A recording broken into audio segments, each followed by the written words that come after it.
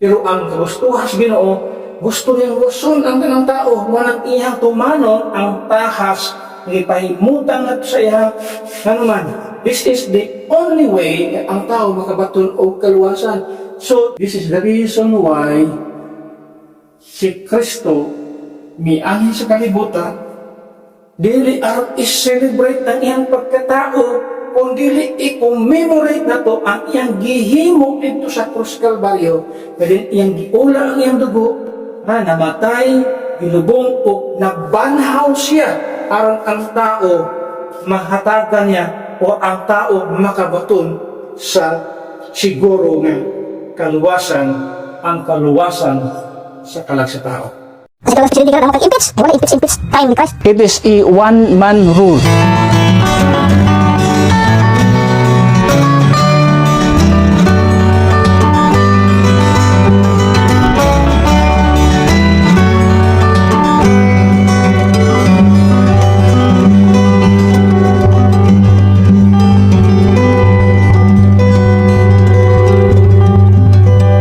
Okay, Luke chapter 2 verse number 7.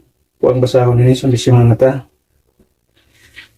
Luke chapter 2 verse number 7.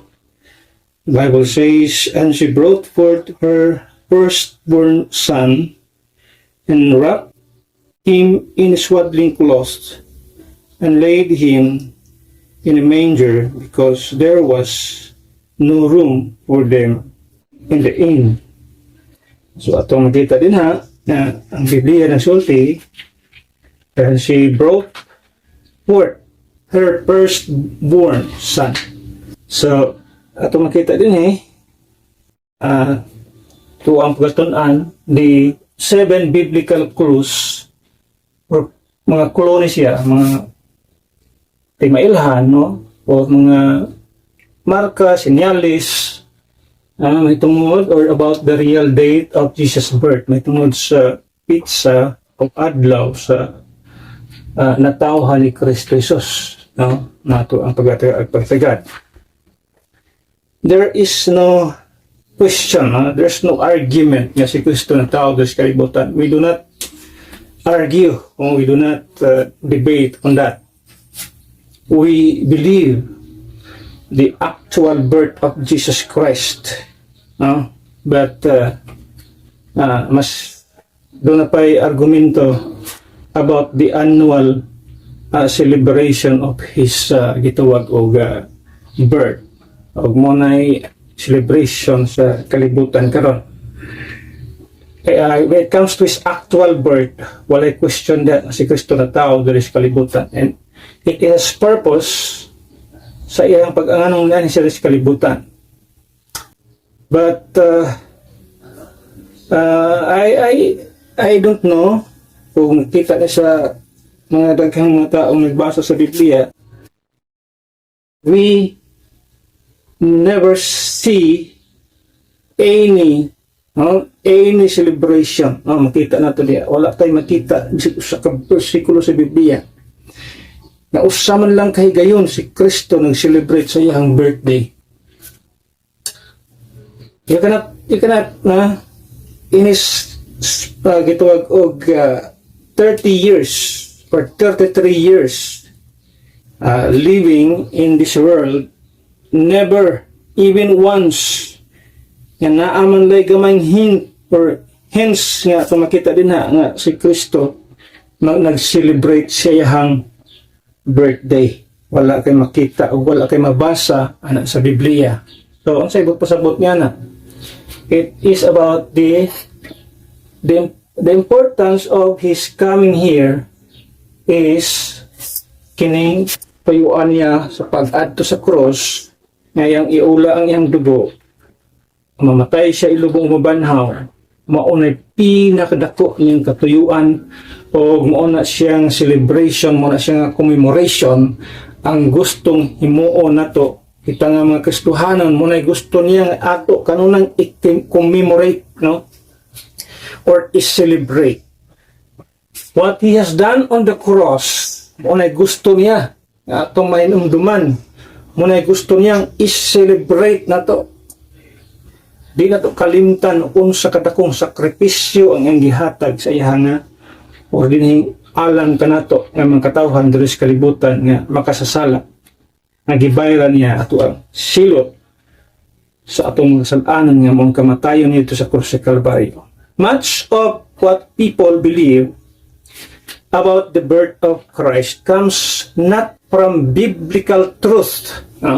Kunang klaro na, daghan kayog perception ang tao nga ilang ginatuuhan may tungod sa birth of Christ, pagkatao ni Kristo, wala magagikan sa gitawag og biblical truth.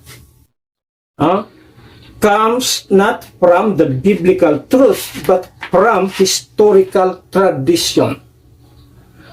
Most of the time, yung makita ang celebration sa mga tao, wala magagikan sa gitawag biblical truth, kundi naggikan lamang sa mga historical tradition. Songs, calendars, and customs have fixed December 25 in the minds of many. O nakatatak sa naghang kayang utok sa tao, December 25, December 25. Yet Scripture itself gives or never gives a date.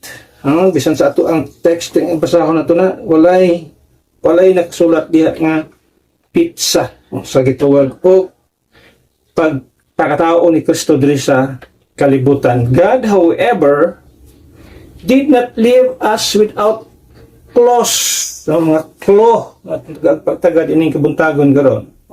While he withheld the exact day, he recorded details that allow careful students of the Word to discern the season of our Lord's birth. Remember, careful student. Pasabot ka na bang estudyante sa Biblia nga careful siya sa iyang pagtuon. Dili itong gidawat-dawat lang sa sumala sa tradisyon sa history. Dili tayo ana. We are all students of the Word of God, so we have to be careful sa ato ang pagtuon o kung saan nato na siya ang himuon o dili ang himuon. That is why kining klase ng mga celebration, kining klase sa mga celebration, mo resulta lang siya og gitawag og sitawag kining gitawag og nagiging paganistic ang forma. Kung but ni mo naon kining celebration masikat pa Santa Claus kay ni Cristo Jesus. Can you imagine asa ka nakakita nga klase celebration? Sikat pa Santa Claus. Kasi tinud-anay nga ilang celebrate. Now, this sermon is not to argue about holidays, but to rightly divide the word of truth as per 2 Timothy 2:15 says, and to marvel at the perfect timing of God when heaven announced the arrival of the Savior. So ato ta sa pito ka mga clause ni kabuntagon, mga timailhan, sinyalis tungod sa real date of Jesus' birth. So natong tan-awon diha, clue number 1, the shepherd or the shepherds of the flock. So, sa ito nakita ba, it is a clue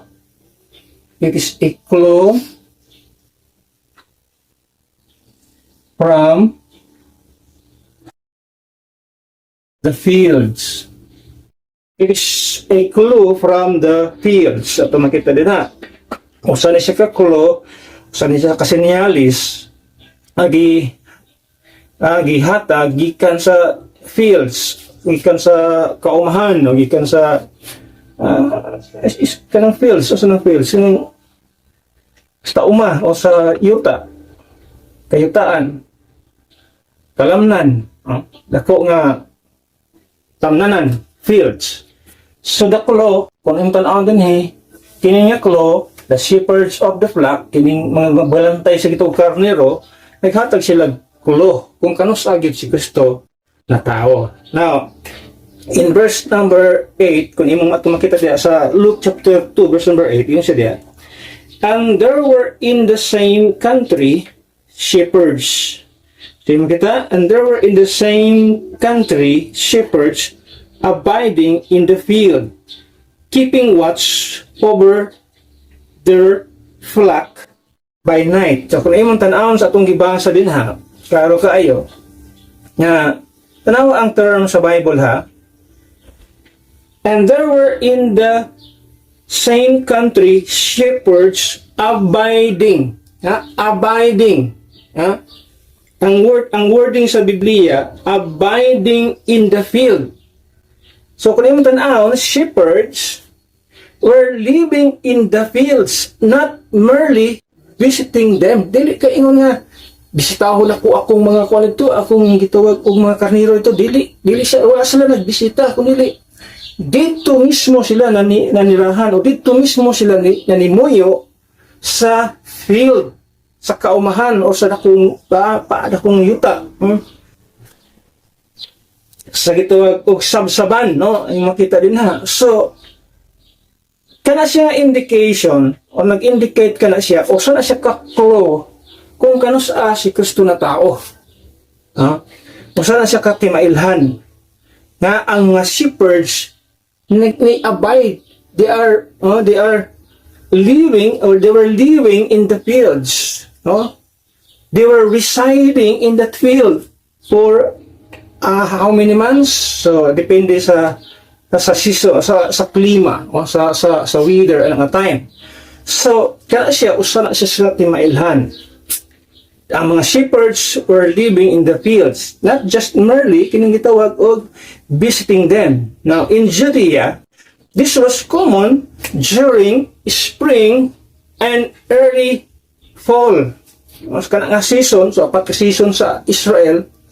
Kini siya nga klase sa actuation, common siya sa mga shepherds nga manimuyo sila sa kauban sa ilang mga karnero dito sa field during that season, kining gitawag og spring and early fall, but not during winter. Now December, kining month of December sa tuwa diri nga nailhan sa tuang panahon, equivalent sa ilahang usa ka bulan dito nga winter na sila sa maong panahon.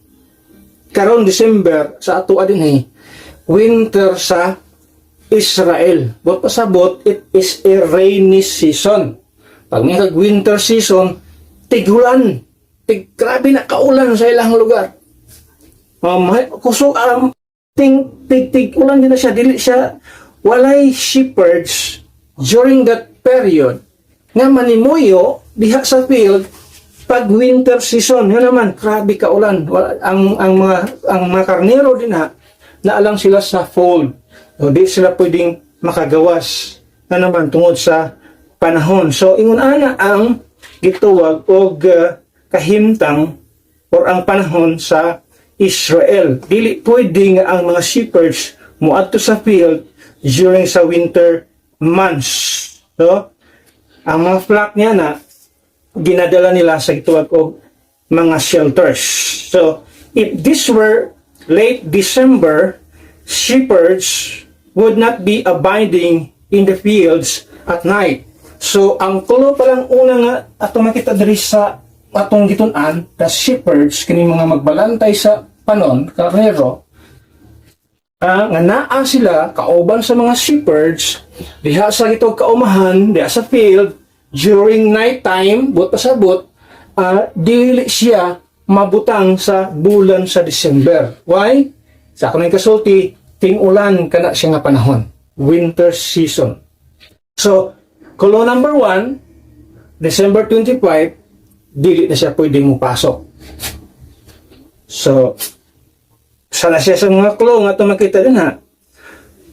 Now, the spiritual truth na ito makita, God announced the birth of the Good Shepherd to those who understood seasons and sheep. Dari kung imong tanawon, ang Dios nag-announce sa birth of Christ. And the birth of the Good Shepherd, the birth of Christ. Kinsa yang giisultihan ang mga katawhan, ang mga tao nga nakasabot.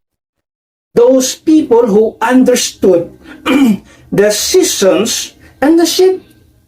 Katong mga tao na kahibalo sa mga hayop o sa gitawag o sa panahon o sa karnero, ilang gi-announce sa Ginoo ang pag-arrive, pag-abot, pagkatao ni Kristo. Kanya itong mga tao nga nakasabot sa panahon o sa ilahang mga mananap nga gibantayan. So this point away, kining klo points away from winter. So since December, kining December nga time, okay, ang December is equivalent na siya sa winter season. So rainy days, rainy season. So kining klo points away from winter. So, imposible nga December. Okay? So, wala ang clue number 1. Ito makita din ha. Now, ato sa clue number 2. Okay, clue number 2, ito makita din he. The star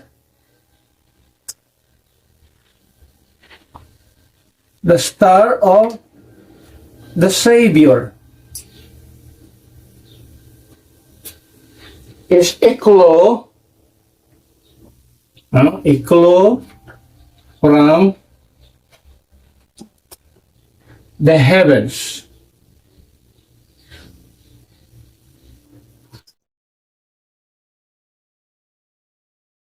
It's a clue from the heavens.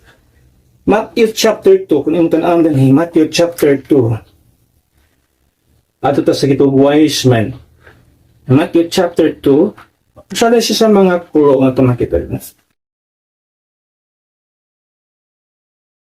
Matthew chapter 2 verse number 2. Okay, iyon ang pulong sa din ha. Kung mo basahon sa verse 1, so yung makita din wise men, no? So in verse number 1, atong unahon sa verse number 1, now when Jesus was born in Bethlehem of Judea, in the days of Herod the king, behold, there came wise men from the east to Jerusalem. So, in verse number 2, saying, where is he that is born King of the Jews? For we have seen his star in the east and are come to worship him. Now, remember ha, this time, yung makita din kung imong basahon ang previous yung mga verse din ha, that Jesus, yung makita diha, na tao sa kalibutan, o nagpakatao sa kalibutan, he is no longer infant. He is no longer babe. Di na siya bata, di na siya bagong na tao. Nakita sa mga wise men, si Jesus Christ is young child. Young child. So, more or less, na siya sa mga almost 2 years old. Si Kristo. Young child na siya, dili na siya infant or babe. So, di na siya actual nga birth sa diyang naabot sila dito sa Israel o sa Jerusalem. Yung makita din ha. It is almost 2 years. Kung imong tan-awon, si Herod, iyang gipamatay ang mga bata, ang edad 2 years old below. Ang edad paubos duha ka tuig ang edad paubos, so papatay ni Herod tanan tong mga bata dito. Herod is the most wicked king. He was ang governor nga tagaag authority sa Roman Empire nga magdumala diha sa Israel. And according sa gitawag og history, si Herod namatay siya 4 BC. So kung imong tan-awon sa kalendar, wala gi kuan dia, wala zero dia. kung imong tan-awon si Kristo, wala na tao sa sa zero mismo. 0, 1, 2, 3, dili ingon ana. Kay si Herod, namatay siya 4 BC. Ba't pasabot, kung 4 BC si Herod namatay, according sa history, so si Kristo na tao, in between sa 4 to 6 to 4. Sa BC, mental BC, kini BC mo din eh. So naa siya din sa gitwag o 6 to 4 nga years, si Kristo nagtao, dili sa 0.0, o dili ingon niya na. Kung imong tan-awon din sa Stimailan, the star of the Savior. For we have seen his star in the east and are come to worship him according sa Bible. So the star was not a brief flash. It appeared long enough for the wise men to observe it, interpret it, travel a great distance, arrive months later or years or months or years, makikita niya, o more than a year. Pag-abot mo sa Matthew chapter 2 verse 16 indicates Jesus was a young child, as what I've said. No? This suggests a sign in the heavens, not a single night phenomenon. Dili ni siya sa usalang higayon nga nagpakita ang bituon. Dili, ang bituon naging guide nila sa ilang travel. So can you imagine? I don't know if they are traveling. Di man takitag bituon o kwan siguro no. Adlong nako. Gabi yun na ito makita ang gitawag o bituon. So they are traveling. I think siguro by night. Nakatravel man sila. Kanya, delikado daw kasi na makita ang bituon. Hayag kaya good. So every night siguro makita nilang bituon. Nga imo ilang gitawag o guide, no? Naging guide sa ilang paglakaw, silang journey. So, di sila mga wala nga naman, the star mismo, mo'y naggiya sa ila. So, mo'y naghatag kanila o guide para matultulan nila ang asa, kung asa na himutang si Kristo Jesus, kung imong tanawon. So, dili na siya usalang ka phenomenon, usalang ka panghitabo nga single night phenomenon nga nagpakita ang bituon ni Kristo. Nga wala na dayon, dili. It's a long process kung imong tan-awon din ha. So God placed the announcement of Christ not only in scripture but also in the sky. Now remember, even season, kining sun, moon, stars, they are sign nga pwedeng imhimuon nga guide. Guide na siya sa unang panahon. Kanang panghitabo na sa kawanangan, mga guide na siya. Even in the future events, mga guide na siya. Remember, sa diyang si Kristo nagsusulti niya nga about sa red moon or blood moon, mga moon diya. O mga sinyalis na siya, mga sinyalis na siya nagsulti sa Biblia. So, dili lang sa scripture kanila, even in the sky, muhatag yung Ginoo mga announcement, yung makita din ha. Manang, ingon pa ni David, sa sulti ni David din eh. Sa gitwag Psalms 19 verse number 1. Can you imagine na? Si David mismo, yun siya, while he was beholding or watching sa gitwag in the heavens, sa sulti din ni Kristo, ay sa sulti din ni David, yun siya. Psalms 19 verse number 1. It says, the heavens declare the glory of God, and the firmament show it his handiwork. Can you imagine na?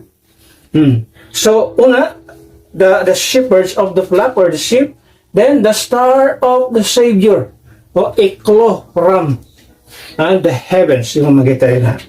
Then, yung makita rin sa ikatulo, usa ka gitawag o pulo. Number 3 is the sky is clear. It is a clue from the angelic host. Angelic host.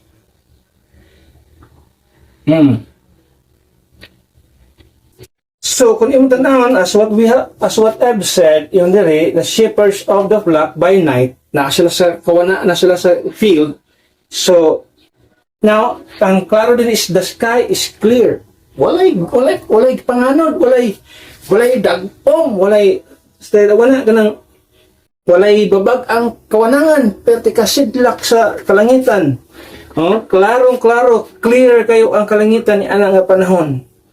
So the angel appeared suddenly in the open sky. Kung imong tanawon diha is in verse number, back to our text, sa Luke chapter 2, in verse number 9 to 15.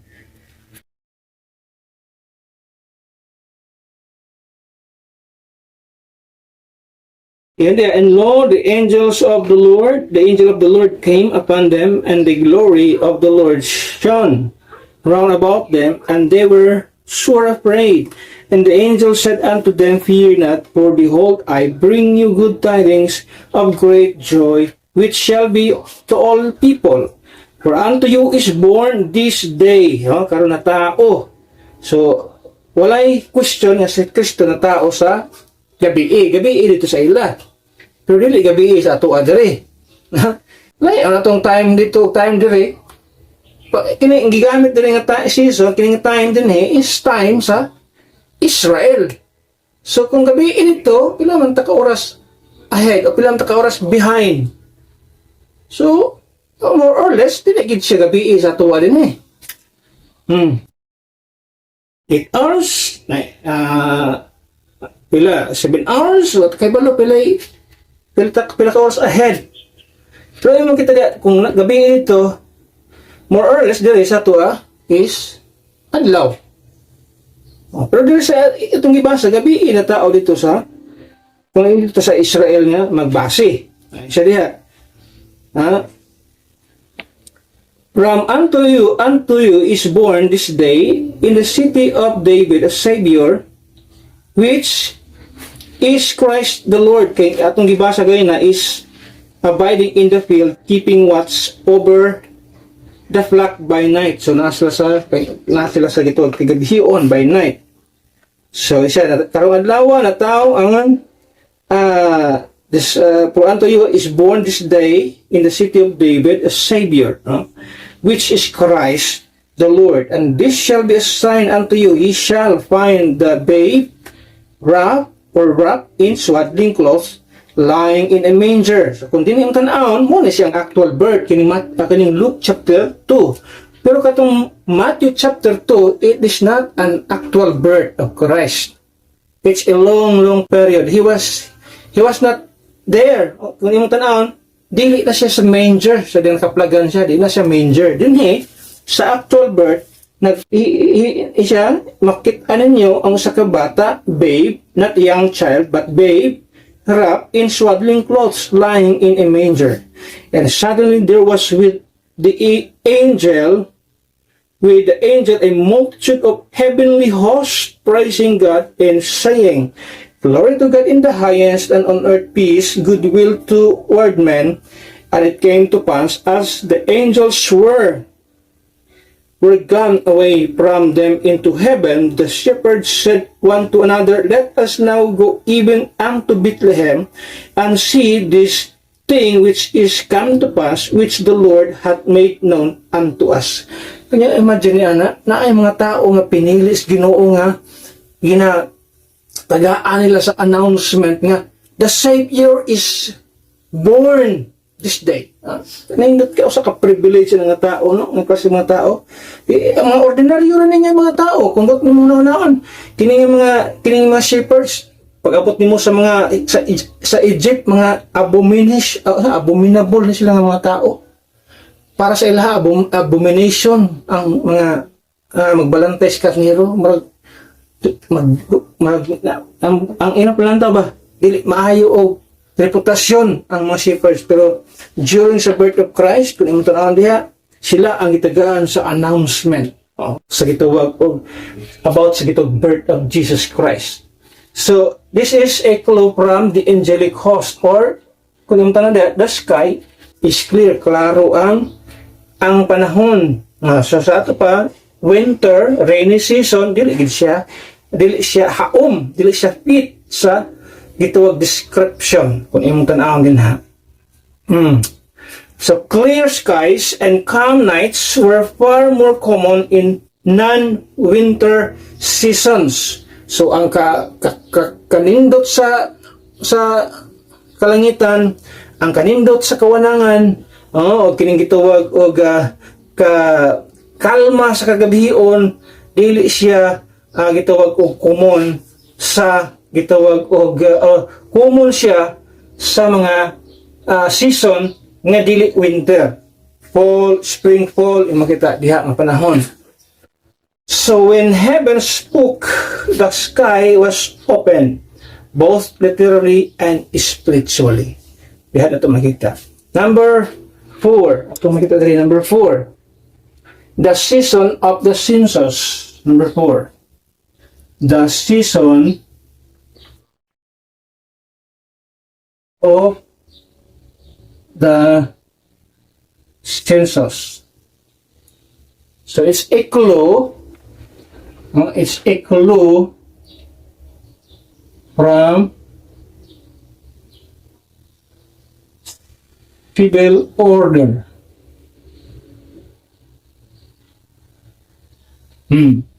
It's a clue from civil order. Seasons of the census. Kung yung tanawin din sa Luke chapter 2 again, atos na gamay, in verse 1 to verse number 4, makita niyo din ha. And it came to pass in those days that there went out a decree from Caesar Augustus that all the world should be taxed. So, dunay usa ka decree nga tanan nga nas kalibutan maghatag sa ilang tax. In verse number 2, and this taxing was first made when Cyrenius was governor of Syria, and all went to be taxed, everyone into his own city. Verse 4, and Joseph also went up from Galilee out of the city of Nazareth into Judea, and to the city of David, which is called Bethlehem, because he was of the house of the lineage of David. Kalimutan natin verse 5, to be taxed with Mary, his spouse wife, being great with child. So kung imong tanahon ang season sa census, no? Dili bulok o dili bugo ang usa ka sa kinang gitawag usa ka Caesar Augustus nga maghimo og usa ka decree nga maghatag ang mga tao og tax. Unya ani nga panahon. Always remember, this winter season, at makita nyo, is a rainy season. Rainy season. Rainy days. So, dili siya bulok, nga klase sa tao nga, ang mga tao, tagaon niya og tax, unya panahon sa ting ulan, dili yung anak. So, most likely, ang maong nga gito panahon, dili siya sa panahon sa yung rainy season. Naa siya sa spring or fall nga klase sa gituwag og season. Can you imagine? Maghatag kag decree sa tao niya, mga buntis, ang mga nagkapansanan sa pananguban ang mga tao, magproblema sa pag-travel nga naman. Grabe ka, kung ang mga panahon, lisod ang mga panahon. So most likely, dili gyud ni siya di ani nga panahon. No, ang decree nga yang gihatag panahon nga tanang nindot pud mo travel ang mga tao, mag-travel ang tao. Mananap man sila o magbakwas man sila, dili problemahan ang mga tao, especially ning mga buntis. Remember ay nga time si Mary buntis siya. So census, season of the census. Sa mga kulo nga dili pwede niini nga mga panahon na naman. Lisod ang klase sa mga panahon. So roads were dangerous anang panahon, aning winter season. Weather was harsh and travel was impractical. So kana ang tulo ka mga rason, ang mga daan, ang mga dalan delikado, ang panahon, ang weather very harsh, o ang travel was impractical. Ay nga ato makita din ha. So that's why imposible Caesar Augustus decreed a census requiring widespread travel. Rome, known for efficiency, would not choose a time when kinakonsulti. Imposible kayo. Ang Roman Empire, they were known in efficiency. Mga imposible kayo nga maupili sila sa kapanahon nga ang dalan lisod kayo delikado, ang panahon grabe harsh, ang travel was impractical. So imposible sa usa ka Caesar Augustus nga maghimog decree nga mo na panahon sa paghatag og tax. Imposible kayo na. So God uses even pagan governments to fulfill divine prophecy. Di na ito na tingala. Even God Himself uses kini mga pagan nga governments, mga gobyerno nga paganismo, gigamit yapon sila sa Ginoo. Para ang purpose sa Dios matuman at magita din na. So a winter census is highly unlikely. Kung yung karon nga census ibutang nimo sa winter season, it's very unlikely.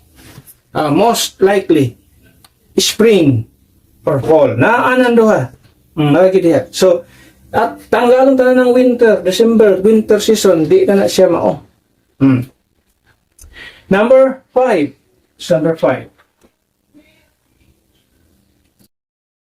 Next time atong isgutan ni siya because in the seven feast, in the seven feast of the in the seven Jewish feast, makita diha nga each feast, kada festival, makita din ha, all of those are seven feasts itong gitawag. Naa siya yung mga fulfillment sa kinabuhi ni Kristo. Usa na ni kini gitawag birth of Christ. Usa na siya sa fulfillment sa feast. Masilutan na ito sa maabot. So number 5, kining gitawag clue number 5, the service of the priest. The service of the priest. Service of the priest. A clue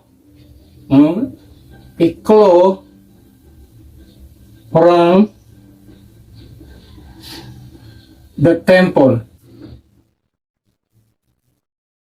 There's a clue from the temple. The service of the priest. Now, kanyang tanawon sa Luke chapter 1. Tara sa Luke chapter 1. Luke chapter 1. In verse number 5. Siya ihatag diri nga clue about sa priest. In verse number 5 it says, there was in the days of Herod, the king of Judea, a certain priest named Zacharias.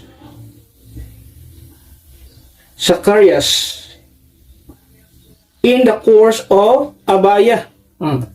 And his wife was of the daughters of Aaron, and her name was Elizabeth. So, usa ka priest niya gitawag og Zacharias, ang iyang asawa si Elizabeth.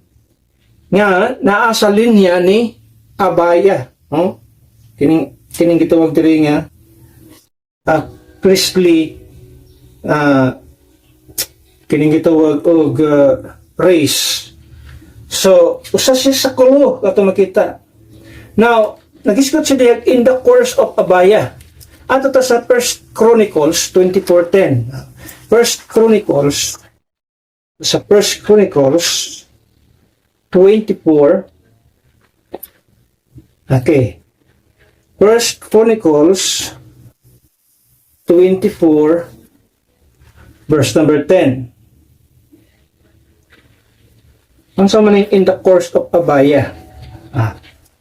In verse number 10, in siya din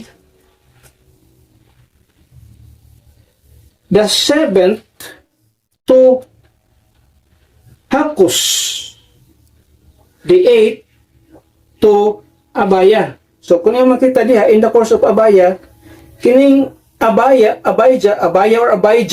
the same, is ika number 8, no? The 8, the 7 to Hakkus, the 8 to Abijah. Kung imong tanahon, Zacharias served in the course of Abaya or Abijah in the Old Testament by calculating the priestly rotation, rotation na sa mga priestly duties nila. So, kung imong i-calculate the priestly rotation, John the Baptist was conceived in the late spring. Si John the Baptist, na-conceive siya in the late spring. Remember, John the Baptist was conceived in late spring. Jesus was conceived 6 months later. Kung si John the Baptist na-conceive siya sa gituwag og spring season, Jesus was conceived after 6 months. Christ's birth falls in early fall. So kung imong tan-awon din kining si John the Baptist was conceived spring, it is most likely na siya sa month of June. Kung imong tan-awon 6 months after si Kristo na conceived, June, July, August, September, October, November, December, 6 months late after sa conception ni John the Baptist, morning December. So sa ako na yung kasulti, tumilabay pang katuigan, December was not the actual birth of Jesus Christ, but it is the conception, pagka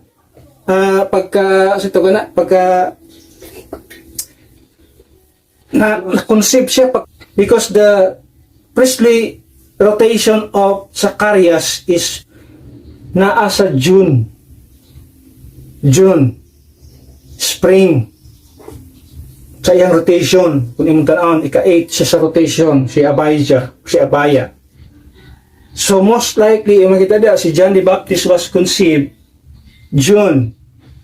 6 months after, si Jesus Christ na conceived December. So December is the conception of Christ, not the actual birth. Now, counting 9 months from December, January, February, March, April, May, June, July, August, September, 9 months. Dito ta sa ika-pituan na niya, 9 months at dito sa ika-pituan na niya, 9 months. Gikan sa December, 9 months is September. Kung unsa ang nasa September, tunaw na ito na, mabot sa itong punto niya. So, it's most likely September ang pagkatao ni Kristo Jesus. Kung atong tanawon, muna kung gingon kaganina nga, ang life of Christ, ang iyang fulfillment diri sa mga feasts, 7 feasts of Jewish feasts, atong gitawag, na fulfill ni Kristo Jesus ang maong 7 feasts. So, kung imong tanawon, God keeps God keeps time not by Roman calendar but by covenant order. So, ato ta sa number 6, the 6 months, the 6 months separation. A clue from the womb, no? A clue from the womb.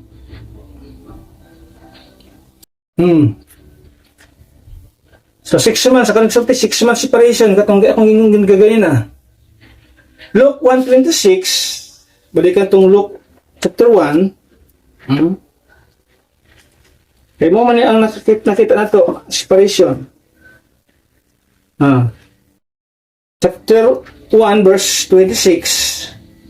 Iyon din and in the 6 months, or 6 month, the angel Gabriel, 6 month, June, muna'y course of Abaya, priestly duty ni Zacarias, diha ni appear ang angel, or ang angel, ni appear ganito kang, or si Gabriel, mamaya siya ang gitawag og publish, unay i-publish, was sent from God unto a city of Galilee named Nazareth. Sa verse number 27, to a virgin spoused to a man whose name was Joseph of the house of David, and the virgin's name was Mary. So it's a clue from the womb. Makita diya, verse 36. Verse 36. And behold, thy cousin Elizabeth, she hath also conceived a son in her old age. And this is the 6 month. 6 month gap, separation, muna ang timailan diya. If the priestly duty of Zacarias fall in June, spring season, so that was the time si John the Baptist was conceived. After 6 months, si Kristo na pud ang na-conceive. So counting, naa sa December. So, kung yung tanawin nila sa itong ibasa, and she had also conceived a son in her old age, and this is the 6th month with her, who was called barren. Can you imagine, ana? So, kini nga clue, ato makita din it's not December. Klaro kayo sa mga clue nga atong kita din na. It's not December, ang birth of Jesus Christ. So, Jesus' conception occurred 6 months after John's. If John was born in spring, Christ would be born in September or October. Basta mo na siya ang gitawag og time. Even in the womb, God's plan unfold on schedule. Ito magkita din ha. Ito tas na ay kapito. The scriptural truth, ito sa kapito. The scriptural truth.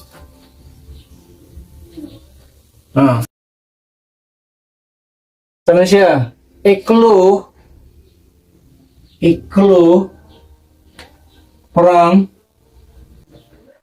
typology. Typology. Type. Tara, John 1:14. John 1:14. Isa na siya to ang sumpay sa umaabot nga tun na to. John 1:14. According to John 1:14, yung diri ang pulong sa Ginoon. And the Word was made flesh and dwelt among us. We beheld His glory, the glory as the only begotten of the Father, full of grace and truth. Now, take note the word din is, paghiskot siya, dwell. Dwell among us. Don't you know that the word dwell is from the word tabernacle? Tabernacle. It's a dwelling place. Tabernacle is a dwelling place of God. Puluyanan sa Diyos. Yung tabernacle, nanimuyo ang Diyos. So the word dwell, makita din the word dwelt means tabernacle. The Feast of Tabernacles occurred in early fall, commemorating God dwelling with Israel. I have nakoy listaan ni sa pizza. Next time ato sigutan ang pizza niya kung ano siya gi-celebrate. Kung siya gi-celebrate sa mga Hudyo. So natay pizza na tagag-pagtagad next sa tunga pagatunan. So that word tabernacle or dwell fall sa gitawag og sa mga feast nga gi-celebrate sa mga Hudyo, either nasa October or September, but most likely nasa mga September 23 na adi kasagaran. Equivalent na sa atong sa atuang kalendaryo mo nay celebration sa mga Hudyo sa ilahang gitawag og Feast of Tabernacle. So the word tabernacle means dwell. So sa diyan may sulti si Kristo diha and dwell among us, ni tabernacle siya, ni puyo siya among us, yung sampulong sa Ginoo. So it refers to the Feast of Tabernacle. So kung kanos ato si Kristo, kung kanos ato nag-celebrate ang mga Hudyo sa piyesta sa tabernakulo, maunang pagkatao ni Kristo. Ano man, tanan niya nga kinabuhi, tanan nga mga piyesta sa festival sa mga Hudyo, na asya si Kristo ang nag-fulfill niya, na-fulfill sa iyang time. So his first coming, yung makita din is ating kita Feast of Tabernacle.